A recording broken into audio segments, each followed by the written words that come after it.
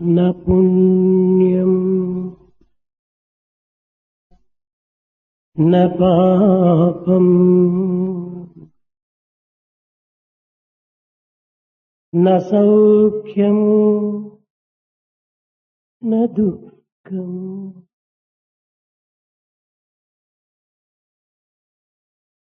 न मन्त्रो न तीर्थो न मेदानयज्ञम्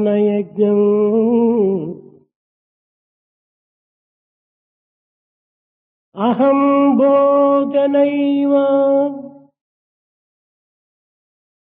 न भोज्यम् न भोक्तो सच्चिदानन्दरूपम्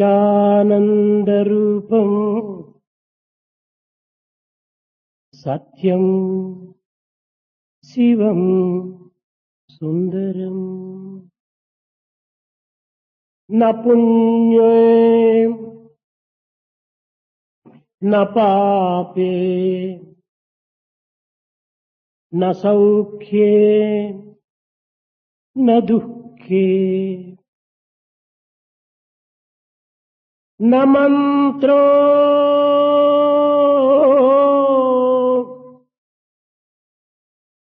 न तीर्थे न मे दानयज्ञम्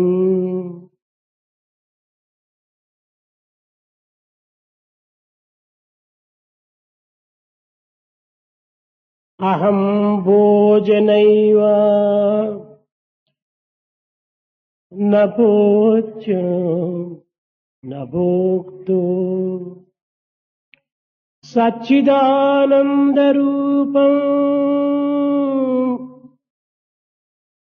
सत्यं शिवं సుందరం.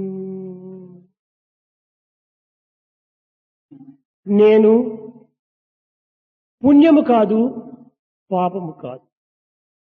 I am neither meritorious act nor a sin. నేను సౌఖ్యము కాదు దుఃఖము కాదు. I am neither happiness nor sorrow. నేను మంత్రము కాదు తీర్థము కాదు. I am neither a mantra nor a pilgrim center. నేను భోక్తను కాదు కర్తను కాదు. Neither I am partaking nor am I doing. నేను సచ్చిదానంద స్వరూపమైన సత్యం శివం సుందరం. I am the very embodiment of Satchidananda, truth, auspiciousness and beauty. ఈ మంత్రము ప్రతి వ్యక్తికి కూడాను సంబంధించినటువంటిది. This particular mantra is applicable and relevant to every person. ప్రపంచములో మానవుడు సుఖాభిలాషి ఆనంద పిపాసి. Man aspires to have happiness and comfort and wishes to have bliss in this world. ఈ సుఖానంద నిమిత్తమై మానవుడు అహోరాత్రములు అనేక శ్రమలు పడి ఈ సుఖానందమును సంపాదించుకున్నట్టుకై కృషి చేస్తున్నాడు. Man is making ceaseless efforts day in and day out in the world, seeking this joy and happiness. అన్ని రంగములు యందు మానవుడు ఆశించున్నది రెండు. There are two things which a man aspires to have. సుఖ ప్రాప్తి దుఃఖ నివృత్తి. That is getting joy and avoiding sorrow. ఒకటి సుఖ ప్రాప్తి, రెండవది దుఃఖ నివృత్తి.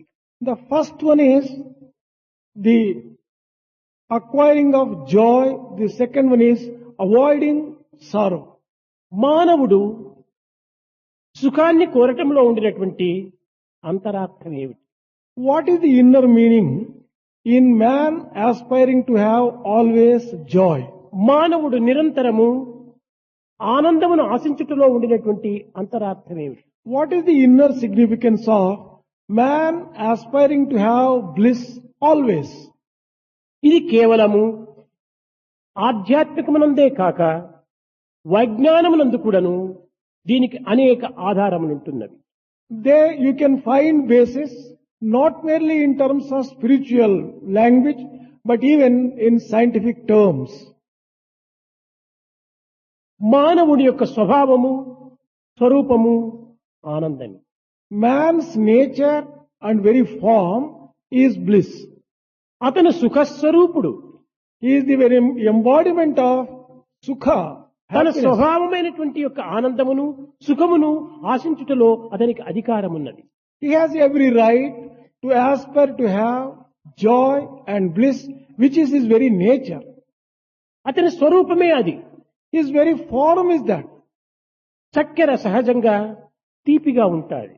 Sugar is naturally sweet. ఈ తీపి చక్కెర యొక్క స్వభావము. This sweetness is its very nature. చక్కెర తన స్వభావం అనేటువంటి తీపినే కోల్పోయినా అది చక్కెరే కాదు.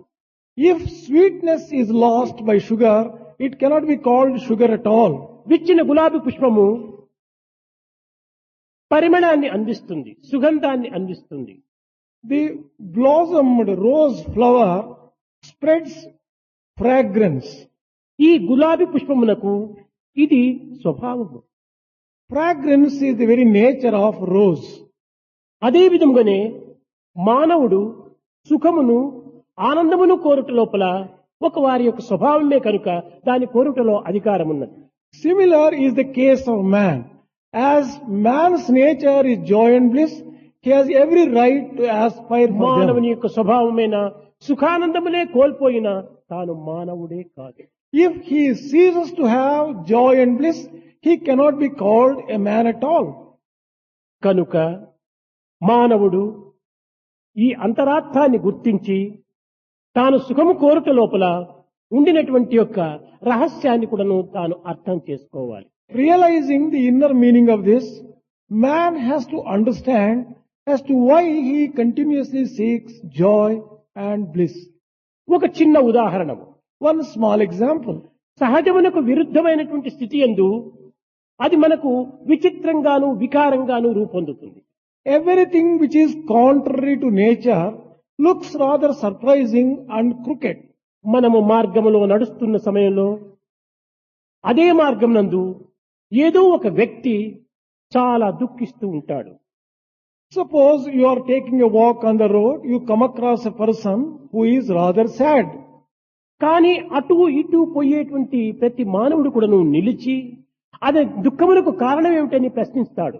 Every walker by stops at him and asks him, "Why are you sad?" ఈ విధంగా ప్రతి వ్యక్తి కూడాను ఆ దుఃఖించే వ్యక్తిని ప్రశ్నించడంలో ఉండినటువంటి అంతరార్థం ఏమిటి? What is the inner significance of every passerby asking him, "Why are you sad?" మానవునికి దుఃఖం స్వభావం కాదే. Sadness is not natural to స్వభావం man. కానటువంటి దుఃఖాన్ని అనుభవిస్తున్నాడు. దీనికి కారణం ఏమిటి అని తెలుసుకోవటమే ఈ యొక్క ప్రజల యొక్క అభిలాష.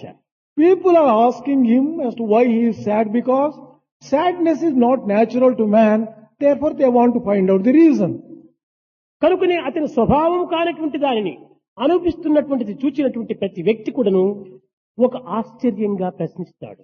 Every person who sees something which is not natural puts a question out of surprise. అదే బజారు యందు మరొక వ్యక్తి ఆనందంగా నవ్వులాడుతూ ఉంటాడు. Suppose there is another person who is rather joyous in అతను the చాలా same room. ప్రసన్నుడై ఉంటాడు. He is extremely cheerful. అతన్ని చూచి ఎవరు కూడాను ఎందుకయ్యా నీవు ఏడ్చడం లేదే అని ప్రశ్నించరే. No one would ask him as to why, sir, why are you not crying? Why are you not sad? ఇతను ఆనందము ప్రసన్నత ఇతని యొక్క స్వభావము. Cheerfulness, happiness and joy is his very ఈ nature. స్వభావమునకు ఎట్టి ఆశ్చర్యము ఉండదు. No one expresses surprise when anything is natural. అస్వభావమునకే ఆశ్చర్యం. Surprise is expressed only when there is something unnatural. కనుక ఆనందము సుఖము అనేటువంటిది మానవుని యొక్క స్వభావమని మానవుడు గుర్తించలేకపోతున్నాడు. Man has not been able to recognize that bliss and joy are his very nature. కారణమేమనగా ఈ ఆనంద సుఖమును అందించే నిమిత్తమై అందుకునే నిమిత్తమై ఈ దేహ ఇంద్రియ మనోబుద్ధులు ఏర్పడినాయి. This body, senses, mind and intelligence are given to man in order to enjoy. అయితే దురదృష్టవశాత్తు ఈ శరీర ఇంద్రియ మనోబుద్ధులందు దోషములు చేరిపోవటం చేతనే తన యొక్క స్వభావమును తన యొక్క స్వరూపమును మరచి మానవుడు విచారంలో మగ్నుడవుతున్నాడు. Unfortunately, defects have established themselves with reference to the body, the senses, the mind and the intelligence. Therefore, he is put to all sorts of inconvenience and grief. దేహమును రాగద్వేషములు అనేటువంటి మాలిన్యం కప్పబడింది. Body is covered by likes and dislikes. ఇంద్రియములను భోగ భాగ్యములు అనేటువంటి యొక్క మాలిన్యం కప్పబడింది. The senses are covered by the luxuries and indulgence. ఈ మనస్సును రెండింటి చేతను కప్పబడింది. అనగా రాగద్వేషములు భోగ భాగ్యములు అనేటువంటి ఈ నాలుగింటి చేత కూడా కప్పబడింది.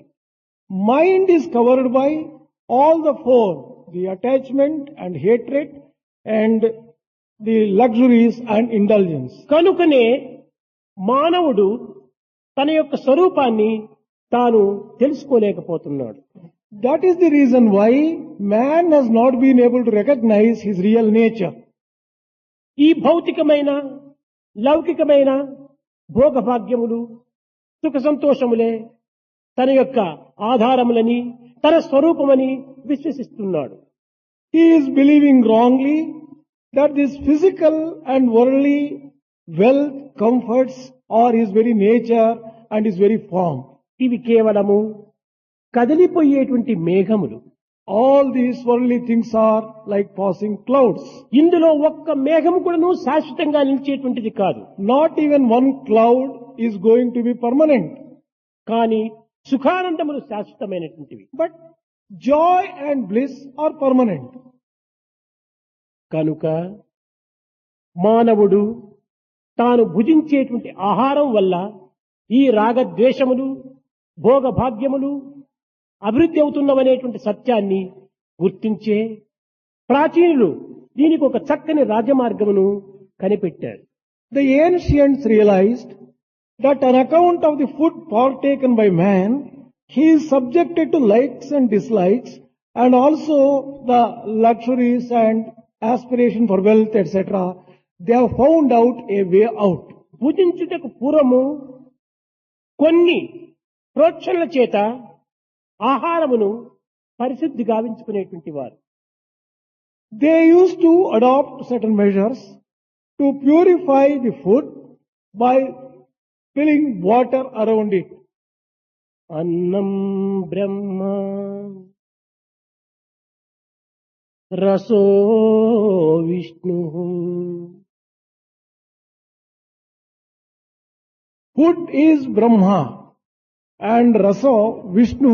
భోక్తా దేవో మహేశ్వర.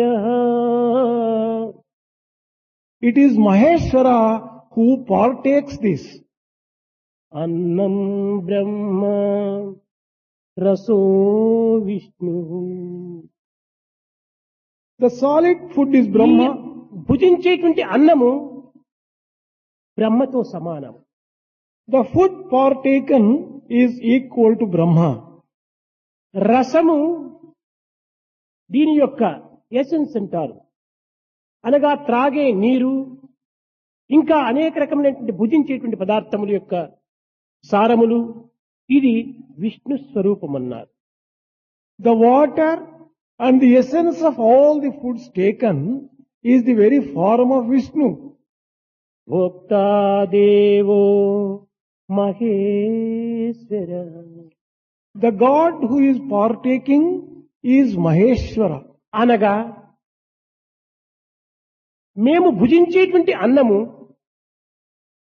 శాశ్వతమైనటువంటి ఆనందాన్ని అందించాలి. That means the food which we are partaking must give us permanent joy and bliss. అని దేనితో ప్రోత్సహింపబడుతుండాలి? And with what were you doing protshana? ఋతం సత్యముతో ప్రోత్సహింపబడుతుండాలి. It was done with Rutam and Satyam. కనుక ఓ బ్రహ్మా విష్ణు మహేశ్వర స్వరూపులైన త్రికాలజ్ఞాన త్రిలోక స్వరూపులు త్రిమూర్తులైనటువంటి మీరు ఈ ఋతం సత్యం యొక్క స్వభావాన్ని మాకు అందించండి.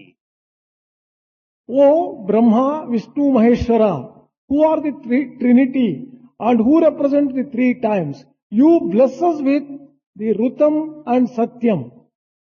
ఋతం అనేటువంటిది మాలో అభివృద్ధి పరచాలి. May Rutam grow in us. అనగా త్రికరణ శుద్ధిని గావించాలి. That means let us have the purity of three instruments. సత్యం ఆచరణ యందు అనంతరము ఉంటుండాలి. In our practice, may we observe truth.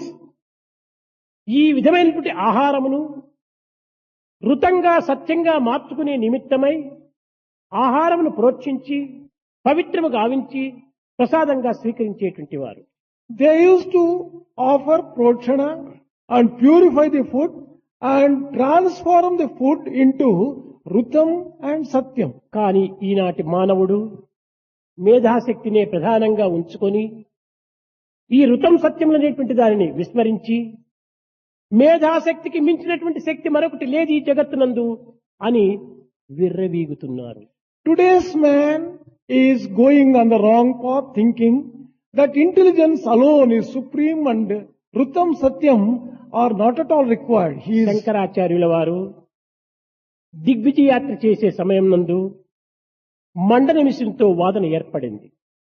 When Shankaracharya went on a tour of victory, he happened to argue with Mandana Mishra. ఈ యొక్క వాదన మేధాశక్తి యొక్క ప్రమాణమును ప్రకటించే నిమిత్తం. The argument was on establishing the speciality and uniqueness of the intelligence, Medha Shakti. అక్కడ వీరిద్దరి యొక్క వాదనలో జయాపజయములను నిర్ణయించేటువంటి అధికారము ఒకరికి ఉండాలి. There should be one person who can judge and offer the decision. కనుక శంకరాచార్యులకు మండన మిశ్రులకు మధ్యలో ఈ జయాపజయములను నిర్ణయించేటువంటి అధికారం కల వ్యక్తి ఎవరు అని విచారణ చేశారు. They looked into to find out who has that authority to decide who is victorious and who is defeated between them. సర్వ విధములా యోచించి సత్యవాణి పవిత్ర హృదయులు దివ్యమైన భావము ఋత సంపత్తు కలిగినటువంటి యొక్క శ్రద్ధ స్థిరత్వము కలిగినటువంటి యొక్క ఉభయ భారతిని ఈ నిర్ణయాన్ని చేయడానికి జడ్జిగా నిర్మించాడు. They decided Ubhaya Bharati as the judge, as he had the truth, sacred heart, pure heart, and he was full of ruth and faith. బుద్ధి అనగా కేవలం ఆసక్తి స్థిరత్వము ఈ రెండింటితో కూడినటువంటి యొక్క ఋతము ఈ యొక్క ఉభయ భారతి యొక్క స్వభావం. It is the nature of Ubhaya Bharati who was known for his intelligence because he had faith and he had the Rutam. ఈ ఉభయ భారతి ఎవరు?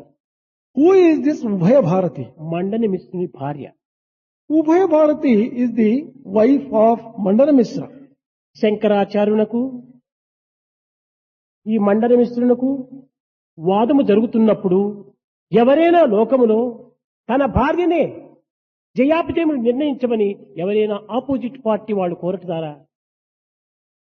Can there be another instance in the world wherein when there is an argument between two parties, one party can ask for the wife of the opposite party to ఒకవేళ be the judge. నిర్ణయించుకుంటే తన యొక్క భర్త వైపునే విజయాన్ని సాధించాలని కోరుతుంది కానీ సమత్వముతో, దివ్యత్వముతో, పవిత్రతతో సమత్వాన్ని భావించి నిర్ణయించేటువంటి వ్యక్తులు చాలా అరుదు. It is rare to come across people who would enjoy that sense of equality, equanimity, justice when they have to decide about their own husbands. అనగా శంకరాచార్యుని యొక్క స్వభావం ఏమిటి? What was the nature of Shankaracharya? మేధాశక్తి కంటే బుద్ధి యొక్క శక్తి చాలా ఉత్కృష్టమైనటువంటిదని, శక్తివంతమైనటువంటిదని భావించి ఆ యొక్క ఉభయ భారతిని నిర్ణయం చేశాడు. Shankaracharya decided Ubhaya Bharati to be the judge because he understood that the power of buddhi is more important than the power of medas. కనుక మేధస్సు కంటే బుద్ధి చాలా శక్తివంతమైనటువంటిది అనేటువంటి సత్యాన్ని గుర్తించాలి విద్యార్థులు. Therefore, students have to realize that the power of intelligence, that is buddhi, is far సామాన్యంగా superior. భావించేటువంటి బుద్ధి కాదు ఇది. This is not the type of buddhi which is ordinarily understood. అస్థ 8 స్వాస్థ అనేటువంటి ఆసక్తి, స్థిరత్వము కూడినటువంటి యొక్క శాంతియే ఈ బుద్ధి. The real intelligence or buddhi is associated with asakti and steadiness. ఋతము, సత్యము రెండింటితో ఏకీభవించినటువంటి యొక్క శుద్ధమే ఈ బుద్ధి. That intelligence is purified by the association of rutam and satyam, truth. ఇంకా యోగము, మహత్తరమైన శక్తి, మహత్తత్వము ఈ రెండింటితో కూడినటువంటి యొక్క పవిత్రమే ఈ యొక్క బుద్ధి. This buddhi is the very embodiment of the purity and the sacredness associated with yoga and mahatattva. బుద్ధి అనగా కేవలం ఆలోచన శక్తి మాత్రమే కాదు, Buddhi here doesn't refer to merely thinking power. కేవలం విచారణ శక్తి మాత్రమే కాదు, It is not merely power of deliberation. కేవలం వివేక శక్తి మాత్రమే కాదు, It is not even the power of కేవలం discrimination. విజ్ఞాన శక్తి మాత్రమే కాదు, It is not even the power of science. విచక్షణా శక్తితో కూడినటువంటి విచారణా శక్తి. It is that power of thinking which is associated with power of discrimination వీరి and వాదనను పురస్కరించుకొని ఉభయ భారతి మండలి మిశ్రుని ఓటమికి అంగీకరించింది. Ubhaya Bharati agreed that Mandana Mishra was అనగా defeated. తన భర్తనే ఓడిపోయినట్టుగా అంగీకరించింది. After seeing the argumentation, she decided her own husband was defeated. ఇది సత్య ఋతంతో కూడినటువంటి నిర్ణయం. This decision is based upon Satyam and Ritam. దీనికి శంకరులు చాలా ఆనందించాడు, ఆమెను అభివందించాడు. Shankara was extremely pleased with her capacity to decide ఇంతటితో properly. పోక ఉభయ భారతి నిర్ణయానుసారము నీవు శంకరుల వారికి దాసుడు కావాలి, శిష్యుడు కావాలి, సన్యాసమును స్వీకరించమని ఆదేశించింది. She ordered that according to the agreement, Mandana Mishra should become a disciple of Shankaracharya and accept this sannyasatva. మాట సత్యము అనగా చెప్పిన దానిని చేయటమే సత్యము, తలచిన దానిని చెప్పటము, చెప్పిన దానిని చేయటమే ఋతం. Doing what you say refers to Satyam, truth. కనుక నీవు ఈ యొక్క నిర్ణయానుసారంగా సన్యాసం స్వీకరించమని ఆదేశించింది ఉభయ Bharati. She ordered, as per the decision, take up sannyasa. కానీ గృహస్థ ధర్మమునందు ఇల్లాలు, ధర్మపత్ని, గృహలక్ష్మి అనేటువంటి యొక్క బిరుదును అందుకున్నందుకు లోకంలో స్త్రీ జాతికి సరైన ఆదర్శాన్ని అందించాలనేటువంటి ఉద్దేశంతో తన భర్త సన్యాసి అయినప్పుడు తాను కూడాను సన్యాసి కావటం సహజమని భావించి ఆ ఉభయ భారతి కూడాను సన్యాసాన్ని స్వీకరించింది. Ubhaya Bharati, as she is Grihalakshmi and Dharmapatni, it was her duty to also become a sannyasin once her husband becomes sannyasi. So she భర్తను also, అనుసరించటము భార్యల యొక్క సహజము. It is the duty and it is natural for the wife to follow. ఆమె నిజముగా path of సన్యాసం husband. స్వీకరించనక్కరలేదు.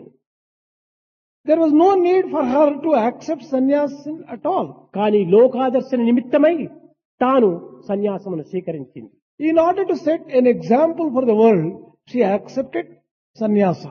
పరిశుద్ధ హృదయురాలు Ubhaya Bharati. Ubhaya Bharati was a pure-hearted soul.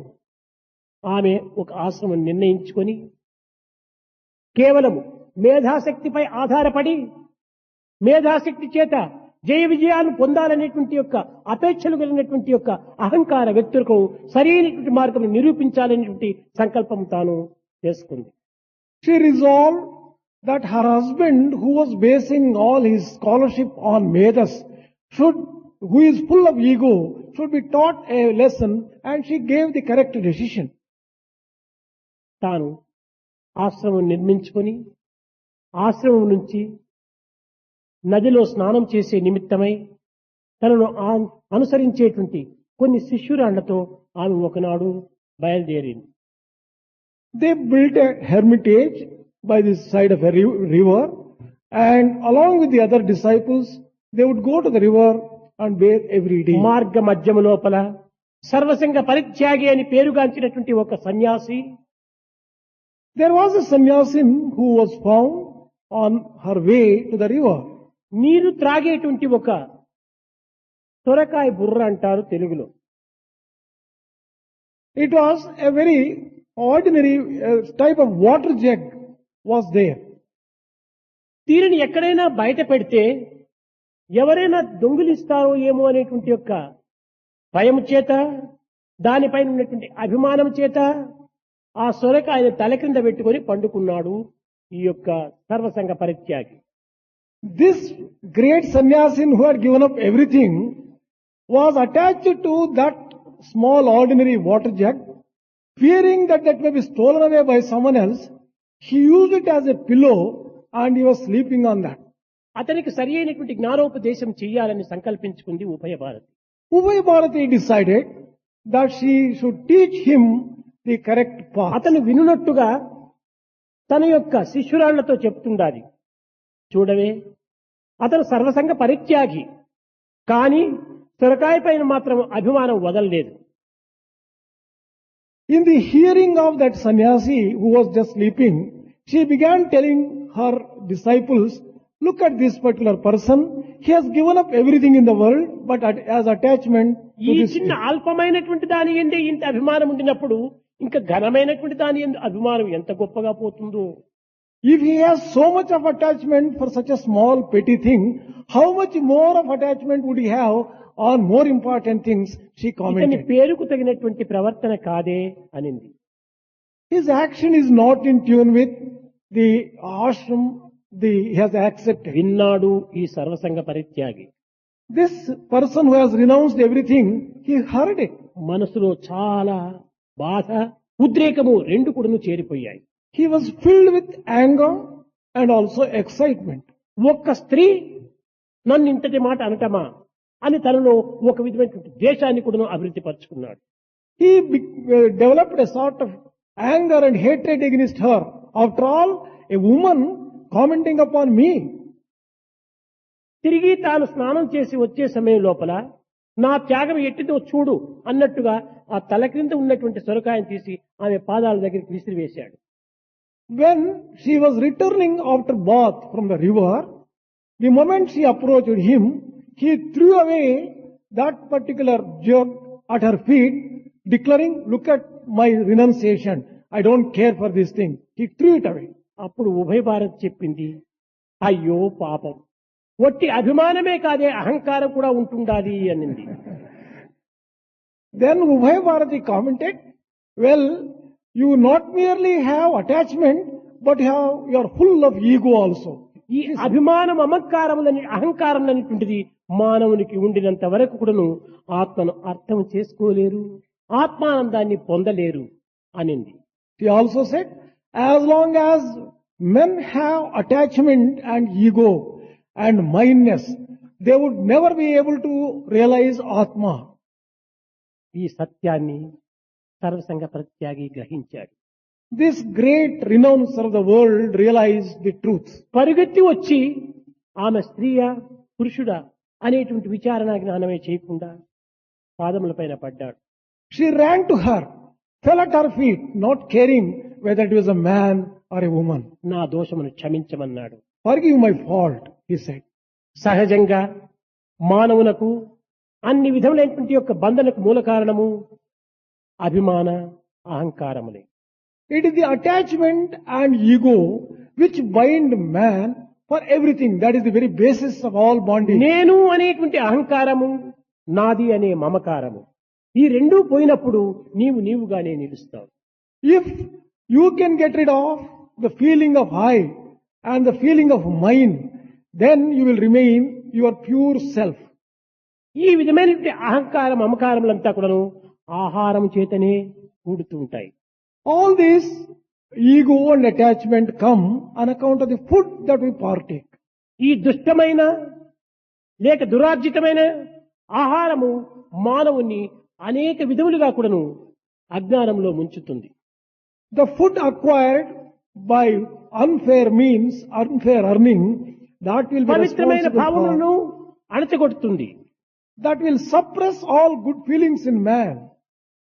ఎక్కడ ఎప్పుడు ఏమి ఎవరితో ఏలాగా మాట్లాడాలి అనేటువంటి విషయాన్ని కూడాను మర్చిపోతుంది. He loses all the power of discrimination as to with whom, when, where, what to talk and how to talk.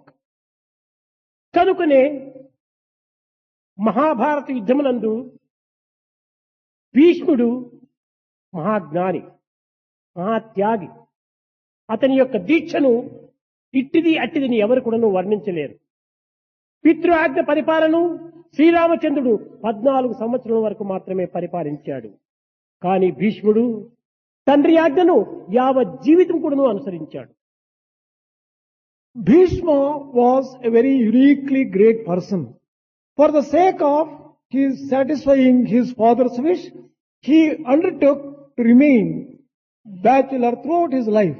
While Ramachandra could go to forest to satisfy and fulfill the wishes of his father only for 40 years. దృఢమైనటువంటి సంకల్పం కలిగినటువంటి వాడు కనుకనే ఇతనికి భీష్ముడు అని పేరు వచ్చింది. As he had such firm resolve, he got the appropriate name ఇటువంటి Bhishma. ప్రతిజ్ఞలు యందు భీష్మునికి మించినటువంటి వారు మన భారతదేశంలో ఏ చరిత్ర యందు కూడాను కానరాదు. Among those people who have taken great vows, there is none comparable to Bhishma in the whole history of అట్టి Bharat. భీష్ముడు మహాభారత యుద్ధ సమయం నందు 9వ దినమున నేల కూలాడు. 9th day of the war, Mahabharata war, Bhishma was defeated. శరతల్పం పైన పరుండినాడు. He was lying down on the bed of arrows. పాండవులు ద్రౌపదితో కూడాను కూడి పితామహుడైనటువంటి యొక్క భీష్మాచార్యుని చూచే నిమిత్తమై, దర్శించే నిమిత్తమై అక్కడికి వచ్చారు. Pandavas, accompanied by Draupadi, came to this great grandfather for his darshan, for a vision of him. శరతల్పం పైన పరుండినటువంటి భీష్ముడు ధర్మజునకు, భీమునకు, అర్జునకు, నకుల సహదేవులకు శాంతి పర్వాన్ని బోధిస్తున్నాడు. Lying down on the bed of arrows, Bhishma began teaching to Dharmaja and his brothers the ఏది Shanti ధర్మము, Parva. ఏది అధర్మము, ఏది న్యాయము, ఏది అన్యాయము, ఏది అక్రమము, ఏది అనాచారము అనేటువంటిది దేనిని మనం అనుభవించాలి, అనుసరించాలి, దేనిని మనం అనుసరించకూడదు, అనుభవించకూడదు అనేటువంటి విషయాన్ని పాండవులకు చెబుతున్నాడు. He began expounding what is righteousness, what is unrighteousness, what should be enjoyed, what should not be enjoyed, what is justice, what is injustice. ఈ And విధంగా ప్రశాంతమైనటువంటి వాతావరణం నందు పాండవులకు శాంతి పర్వాన్ని బోధించే సమయం నందు వినలేక ద్రౌపది పక్కున నవ్వింది. the whole surroundings were peaceful. The teaching was going on. Draupadi suddenly burst into laughter. పెద్దలైనటువంటి పితామహుడైనటువంటి జ్ఞాని అయినటువంటి ఈ భీష్ముడు సందేశాన్ని ఇచ్చే సమయం లోపల స్త్రీ, సామాన్యమైనటువంటి స్త్రీ ఈ విధంగా నవ్వటం అవమానపరిచినట్లు కాదా? When such a great, wise, grand man was teaching, should a woman, ordinary woman laugh? Is it not something ఎంత వినయ విధేయతను అనుభవించి అందించవలసినటువంటి ఈ స్త్రీ ఈ విధంగా నవ్విందేని భీముడికి కోపం వచ్చింది, కండలు కదిలించాడు. Bhima was rather enraged. How could this lady, who will show so much of humility and obedience, laugh like that? Is it appropriate? అర్జునకు కన్నులు ఎర్రబడిపోయాయి. Arjuna's eyes became red shot. ధర్మజుడు తల వంచుకున్నాడు. Dharmaja bent down his head. Nakula సహదేవులు చాలా విచారపడుతున్నారు. Nakula and Sahadeva were very much worried. పాండవుల యొక్క గౌరవం ప్రతిష్టలంతా కూడాను ఈ విధమైనటువంటి యొక్క దీంతో కేవలము ఒక అవమానం పాలవుతుండాలి అని కూడాను అందులో ఒకరికొకరు విచారణ చేస్తూ వచ్చారు. All of them were worried and thinking that the honor and great name and good name of Pandavas has gone to dust on account of the ఈ behavior of యొక్క this woman. పరిస్థితిని చక్కగా గుర్తించి భీష్ముడు, భీమ, అర్జున, ధర్మజ, ద్రౌపది చాలా గొప్ప బుద్ధి కలిగినటువంటి Bhishma, who understood the reason as to why Draupadi was ఆమెకు lost. మించినటువంటి యొక్క పతివ్రత ఈ జగత్తునందు కానరారు. There is no woman who is more chaste మహా than, గుణవంతురాలు. she is extremely virtuous lady. ప్రపంచంలో ఎవరికి లేనటువంటి గుణములు మూడు ఉంటున్నవి ఆమెలో. There are three extraordinary qualities which she possesses, which ఆమె none else కారణం has. లేని కార్యం చెయ్యదు. She would never do anything without reason. కనుక ఈ నవ్వడానికి కారణం ఉన్నది. Let us find out the reason for ఈ this. కారణాన్ని ఇప్పుడు నిరూపిస్తాను చూడమని చెప్పని అమ్మా ద్రౌపది దగ్గరికి రా అని పిలిచాడు. I'll show you the reason as to why she has laughed. And he told and he asked Draupadi, Amma, come here, come closer to me. నీ నవ్వుకు కారణమేమిటో చక్కగా వివరించి నీ పతులకు అర్థమయ్యేటట్టుగా బోధించమన్నాడు. Kindly tell as to why you have laughed. Let your husbands understand clearly. పితామహ, ఇది నా దోషమే, కానీ అన్యాయ అక్రమ అనాచార అసత్యములతో ప్రవర్తిస్తున్నటువంటి కౌరవులకు బోధించవలసినటువంటి బోధనలు సత్యధర్మ నియమ నిరుతులైనటువంటి పాండవులకు బోధించడంలో ఉన్నటువంటి అర్థం ఏమిటి? Well, it is my fault to have laughed. But I want to know, your teachings are more appropriate to Kauravas who are going on the wrong path, who are the very embodiment నీవు of కౌరవులకు injustice. సైన్యాధిపతిగా ఉంటుండి కూడాను నీవు కౌరవులకు బోధించవలసినటువంటి విషయములు పాండవులకు బోధిస్తున్నావు. పాండవులు ఏనాడు అధర్మాన్ని ఆచరించలేదు, లేదా అక్రమంలో ప్రవేశించలేదు. వారు నిత్య సత్యవ్రతులు, ధర్మాచరణలు. ఇలాంటి వారికి నీ బోధ కేవలం వృథా అయిపోతున్నది అని నేను విచారించానని. As commander-in-chief and elder, you should have taught to the Kauravas who are going on the wrong path of injustice and various types of mistakes. Why should you teach to the Pandavas who have always followed the path of righteousness and truth? నీ బోధనలంతా దుర్మార్గులకు, దుష్టులకు అత్యవసరము. Your teachings are required for evil-minded ones and wicked ones. అప్పుడు భీష్ముడు చెప్తున్నాడు, Then Bhishma told her, Draupadi, నేను కౌరవుల వైపున నేను ఉండినటువంటి వాడను. నా ఆహారం అంతా కూడాను కౌరవులు పెట్టిన అటువంటి ఆహారమే. నేను వారి పులుసు పప్పు తిన్నాను. కనుకనే వారి అన్యాయ అక్రమ అనాచార అసత్యములతో కూడినటువంటి ఆహారం నేను భుజించటం చేత నా రక్తమంతా అన్యాయ అక్రమంగానే మారిపోయింది. he said, Draupadi, I had partaken food which was earned in the improper way by the Kauravas, and therefore my blood was full of that kind of attitudes only. నీ పతి అయినటువంటి అర్జునుడు వేసినటువంటి అంబు చేత ఆ యొక్క మాలిన్యమైనటువంటి రక్తం అంతా కూడా కారిపోయింది. By the arrow shot by your husband Arjuna, that entire blood has oozed out of my దీనికి body. అట్టడుగులు ఉన్నటువంటి ధర్మములు ఇప్పుడు బయటకు వస్తున్నాయి. The righteousness which was hidden within me is coming to the surface ఇంతకాలము now. నా ధర్మమును, నా ప్రతిజ్ఞను, నా యొక్క న్యాయమును ఈ చెడు రక్తమే నన్ను కప్పిపెట్టింది. All my righteousness, all my justice was covered by this bad blood. కనుక ఇప్పుడు ఆ యొక్క చెడు రక్తం అంతా, మలినమైనటువంటి రక్తం అంతా పోయింది భూమి పైన. As the impure blood has gone out of my system, now I am అడుగున getting దాగినటువంటి యొక్క న్యాయ ధర్మములు ఇప్పుడు ఉప్పొంగి వస్తున్నాయి ద్రౌపది అన్నాడు. the justice and righteousness which were hidden in me are surging forth with all the force, కనుక Draupadi. ఆహారం యొక్క ప్రభావము ఎంత గొప్పగా ఉంటున్నదో మీరు చక్కగా విచారించండి. You can imagine the influence which food has on man's behavior. కనుక ద్రౌపది యొక్క నవ్వు వల్ల ఈ పరమ సత్యము కూడాను బయటపడింది. On account of Draupadi's laughing, this great truth has come out. అందువల్లనే భీష్ముడు చెప్పాడు, That is why Bhishma told, పతుల పలుమాటలకు ఎదురు చెప్పంగబోదు. she would never answer back to the husbands. Come ఒక what పతి may. కాదు, 5 మంది పతులు. ఒక పతి యొక్క ఆజ్ఞను నడుచుకోవటమే చాలా కష్టం ఈ కాలంలో. 5 మంది పతుల యొక్క ఆజ్ఞను శిరసావహించి కాదు లేదు అనేటువంటి జవాబు లేకుండా నడుచుకుంటూ వచ్చింది. She obeyed the commands of 5 husbands. These days it is difficult even to obey the commands of even one husband. And she always obediently carried out the commands. వారి సేవలు చేయగా తీరదనదు. She would always serve them most willingly. తనకు నున్నదానిచే తృప్తి గనుచునుండు. She was always contented with whatever she had. ద్రౌపదికి సాటి ఏ పతివ్రతయు లేదు. There is no other chaste woman who is comparable to Draupadi in her ఇక్కడ greatness. Draupadi యొక్క పతులు ఎవరు? Who are the husbands of Draupadi? ధర్మార్జున, భీమ, నకుల, సహదేవులు కాదు. It is not Dharma, Arjuna, Bhima, Nakula and Sahadeva. పంచ ప్రాణములే ద్రౌపది అనగా వాక్శుద్ధి అయినటువంటి యొక్క అగ్నికి పతులు అని.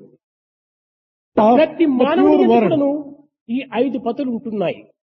There are 5 husbands in every man. ప్రాణ, అపాన, వ్యాన, ఉదాన, సమాన. Prana, Apana, Vyana, Udana, Samana. ఈ 5ంటిని చక్కగా సమన్వయపరుచుకొని అనుసరిస్తూ వచ్చింది. All these 5 life breaths work in unison and sustain life. ప్రతి మానవుడు కూడాను, స్త్రీ పురుషులు కూడాను ఈ యొక్క 5 ప్రాణములను కూడాను మనము కలిగే ఉంటున్నాం. Be it man or woman, all these will have these 5 life breaths. కనుక మనము వీటిని అనుసరిస్తున్నామా? ఒక్కొక్క సమయంలో ఒక్కొక్కటి ఉద్రేకిస్తుంది. One at a time goes on exciting us. కనుకనే తాను చెప్పాడు, తనకు నున్నదానిచే తృప్తి గనుచునుండు. That is why ఆమెకి ఎంత ఉన్నదో అంతతోనే తృప్తి పడుతుంటాడు. it is said that she was contented with whatever she had. ఈనాటి వలె 500 రూపాయల నెలకు జీతం వస్తుంటే 1000 రూపాయల కంచి చీర నాకు కావాలని ఏడ్చడం లేదాయమ. 500 రూపాయలు వస్తుంటే దానికి తగినట్టుగానే నడుచుకునేటువంటి స్త్రీ. Like today's women, if the husband gets a salary of 500 rupees, she would never ask for a 1000 rupees sari. She would always be అనగా contented. మనకున్న దానితోనే మనం తృప్తి పడాలి. We would always be contented with whatever we have. కనుకనే ద్రౌపది నిరంతరం కూడా తృప్తిగానే ఉండేటువంటిది. She was always a contented person. contented కారణం woman. ఏమిటి? What was the reason? మన వారు అసంతృప్తికి కారణము ఉన్న దానిని త్యజించి లేని దానికై ఆరాటపడుతున్నారు. అందువల్లనే అశాంతికి గురి అయిపోతున్నారు. Our people are discontented because they do not care to be satisfied with what they have. They always want to have something. Draupadi లేని దానిని ఆశించటం లేదు, She ఉన్న never, దానిని వదలటం లేదు, ఉన్నదాన్ని అనుభవిస్తుంటారు. she always enjoyed whatever she had, never wanted to have anything more than what she had. కనుక ఈ కారణములను పురస్కరించుకొని ఆహారం చేత బుద్ధులు ఏ విధమైనటువంటి స్థితిని ఇంకా మారుతుందాయనేటువంటిది విద్యార్థులు చక్కగా గుర్తించాలి. Students should correctly understand and realize how their intelligence gets shaped by the food that they partake. మన రాగద్వేషములు కానీ అభిమాన మమకారములు కానీ ఆహారం చేతనే సంభవిస్తున్నాయి. Whether it is likes and dislikes, attachment and hatred, all these things come by the food that you partake. కనుక ఈ ఆహార నియమం అనేటువంటిది మనోబుద్ధులకు అత్యవసరమైనటువంటిది. Therefore, the discipline relating to food is extremely important for mind and intelligence. మనస్సు యొక్క తత్వము చాలా విచిత్రం. The very nature of mind is rather కనుకనే strange. శాస్త్రములన్నీ ఏ విధంగా దీనిని నిర్ణయించాయంటే, That is why the scriptures have described mind as మానవుడు ఇంద్రియములను అనుసరించడం చేత పశువైపోతున్నాడు. by following the senses, man becomes an animal. మానవుడు మనసును అనుసరించటం చేత మనిషి అవుతున్నాడు. By following the mind, man becomes a man. మానవుడు బుద్ధిని అనుసరించటం చేత మహాతత్వము కలిగినటువంటి వాడవుతున్నాడు, Man, మహనీయుడు అవుతున్నాడు. man by following intelligence becomes a great man. మానవుడు ఆత్మను అనుసరించినటువంటి వాడు బ్రహ్మవిత్ బ్రహ్మైవ భవతి, తానే బ్రహ్మగా మారుతున్నాడు. By following Atma, man becomes Brahma. కనుక మనము ఇంద్రియములను అనుసరించటం చేతనే పశువుగా మారుతున్నాం. We are becoming animals by following senses. కానీ మనసునైనా అనుసరించి మానవుడిగానైనా నిలువు. At least we should follow mind and remain human beings. బుద్ధిని అనుసరించి మహనీయుడు కాకపోయినప్పటికీ మనసును అనుసరించి మానవుడిగానైనా జీవించు. By following intelligence, you may not become great, but at least follow the mind and remain a human being. At అయితే least. చాలా మంది ఇక్కడ సందేహించవచ్చును, మనసు కూడా చాలా చెడ్డదే కదా అని. Many people may get a doubt, even this mind could be rather మనసు wicked. ఎప్పుడూ పరిశుద్ధమైనటువంటిది. Mind is always pure. ఇటువైపుని ఇంద్రియాన్ని అనుసరించడం చేతనే మాలిన్యాన్ని పొందుతుండాలి. When it follows the senses, ఇంద్రియములు it gets సేకరించినటువంటి polluted. విషయ సామగ్రిని మనసుకు అందిస్తుంటాయి. These senses go on supplying the mind with the మనసు sense object. ఏమాత్రము విషయాన్ని స్వీకరించడం లేదు. Mind by itself does not get attached to anything at all. మనసు ఇంద్రియానికి master. Mind is the master of senses. కనుక ఈ యొక్క మనసు యొక్క ఫాలోయర్స్ అయినటువంటి ఇంద్రియాలు అనేక విషయాన్ని స్వీకరించి ఈ మనసుకు అందించడం చేతనే మనసు చక్కగా కూర్చొని భోంచేస్తుండాలి. These senses, which are the followers of the mind, collect all the vishayas, all sense objects, and అయితే supply to the mind. ఈ మనసు బుద్ధిని కూడాను కొంచెం అనుసరించిందంటే ఆ బుద్ధి వచ్చి చెప్పుతుంది మనసుకు, ఇది చేయతగినది, ఇది చేయతగనిది, ఇది నీ ఒప్పుకోకూడదు, ఇది ఒప్పుకోవచ్చును అని నిర్ణయిస్తుంది. కనుక బుద్ధిని ఏమాత్రము సంప్రదించటం లేదు ఈ మనసు. If mind, ఇంద్రియాలిచ్చిన దాన్ని అనుభవించడం చేతనే ఈ మనసు కొంతవరకును మాలిన్యాన్ని పొందుతుండాలి. if mind can also follow the intelligence, which can decide which is good and which is not good, then it would be safe. But it is not doing that at all. Therefore, it is getting into కనుక problems. మనము ఈ గడిచిన దినములంతా కూడాను శరీర, ఇంద్రియ, మనోబుద్ధులు ఈ నాలుగింటిని గూర్చి మనము చక్కగా గుర్తించుకోవటం. All these days, we have recognized and realized the very aspects relating to body, the senses, the mind, and ఈ intelligence. నాలుగింటి యొక్క ఏకత్వమైన స్వరూపమే క్షేత్రము అన్నారు. This kshetram refers to a combination of all these four. ఈ క్షేత్రము కేవలము జడమైనటువంటిది, మనస్సు జడమైనటువంటిది, ఇంద్రియములు జడమైనటువంటివి, లేక దేహము జడమైనటువంటిది. అయితే ఈ జడమైనటువంటి దానిని గురించి ఈనాడు తెలుసుకున్నాం. అయితే ఈ జడమైనటువంటి వాటి యొక్క స్వభావాన్ని ఏ రీతిగా కంట్రోల్ చేసేది అదే క్షేత్రజ్ఞుడు. This kshetram field, which is associated with body, senses, mind, and intelligence, is inert. All these are also inert. Body is inert, senses are inert, mind is inert, and intelligence is inert. ఈ క్షేత్రజ్ఞులకు మధ్య కొంత అవకాశం ఉంటుండాలి, సృష్టి యొక్క పరిణామం. And we'll have to just know about Kshetrajna. Between this Kshetra and Kshetrajna, there are certain subtle things which will have to be ఈ known. క్షేత్రం అనేటువంటిది మరికొన్ని మాలిన్యమైనటువంటి దీంతో కూడాను, శుద్ధమైనటువంటి దీంతో కూడాను స్నేహం కలిగి ఉంటుండాలి. This Kshetram field is associated with certain things which are polluted and certain things which are pure. అవి ఏ త్రిగుణములు. And those are the qualities, three qualities, three gunas. సత్వ రజో తమో గుణములు. Those qualities are ఈ సత్వ రజో తమో గుణములు tam. చాలా విచిత్రమైనటువంటివి, చాలా ఆశ్చర్యంగా ఉండేటువంటివి. These three qualities are very ఇది strange ఏ in విధంగా themselves. సృష్టింపబడినది, ఈ సృష్టికి ఈ త్రిగుణములు ఏ రీతిగా ఆధారమైపోయి ఈ జగత్తంతా త్రిగుణాత్మకమైనటువంటి జగత్ అని పేరు పొందడానికి ఏమి కారణము అనేటువంటి విషయాన్నంతా కూడాను రేపటి దినం మనం తెలుసుకుందాం. నిజంగా ఈ త్రిగుణముల యొక్క సృష్టి అనేటువంటిది ఏనాడు కూడాను మీరు విని ఉండరనుకుంటారు. కనుక అలాంటి విషయాన్ని రేపటి దినం చక్కగా మనం గుర్తించడానికి ప్రయత్నించాలి.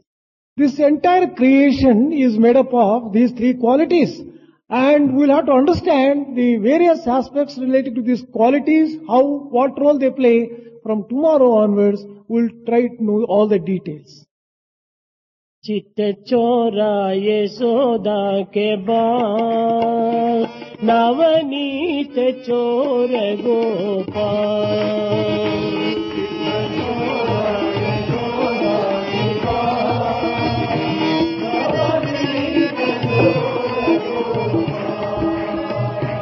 चित्त चोरा यशोदा के बाल नवनीत चोर गोपाल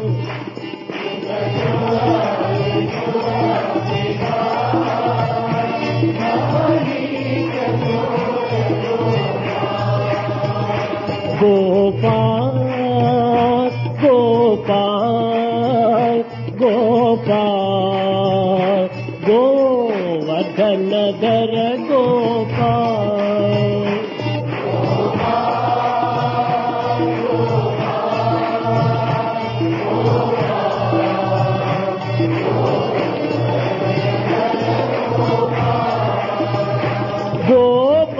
गोपाल गोपाल गोपाल गोपाल गोवर्धन धर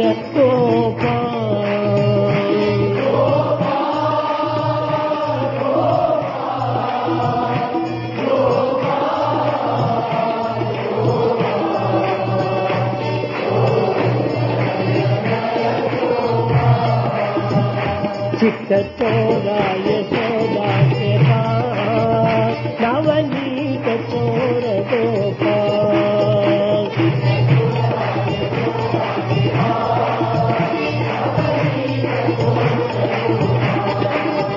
चित्त चोरा यशोदा के पास नवनीत चोर गोपाल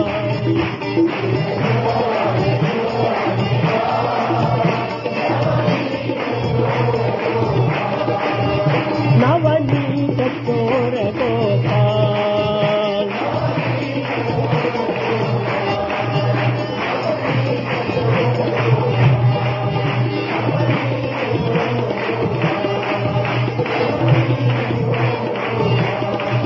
चित्त चोरा यशोदा के बाद नवनीत चोर गोपाल